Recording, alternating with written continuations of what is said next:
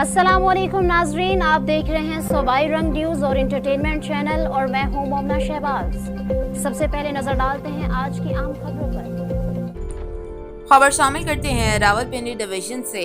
Punjab food authority की safe food city project के तहत कार्रवाइयां जारी। चकवाल में होटल की इस्लाह तक प्रोडक्शन बंद, 400 किलोग्राम जानवरों की चर्बी जब्त। रावलपिंडी में 284 साशे गुटखा तल्फ, गुटखा फरोश के खिलाफ FIR दर्ज। तफसीलात के मुताबिक चकवाल के इलाके मिलाद चौक चौसेजन शाह में चपली कबाब पॉइंट पर फूड सेफ्टी टीम ने कार्रवाई की। नाकाबिले सुराख और मुजर सेहत जानवरों की चर्बी बरामद होने पर होटल की इस्लाह तक प्रोडक्शन बंद कर दी गई। चपली कबाब की तैयारी में इस्तेमाल की जाने वाली मुजर सेहत चर्बी जब्त कर ली गई।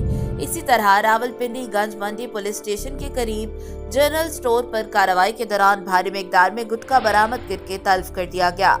पाबंदी के बावजूद गुटखा फरोख्त करने पर जनरल स्टोर मालिक के खिलाफ मुकदमा दर्ज करवा दिया गया। इस मौका पर DG पंजाब फूड अथॉरिटी का कहना था कि सेफ फूड सिटी प्रोजेक्ट के तहत खुराक से वाबस्ता हर कारोबार को चेक किया जा रहा है। इनका मजीद कहना था कि अवाम की सेहत से खिलवाड़ करने वाले अनासिर के गिर्द घेरा मजीद तंग किया जा रहा है।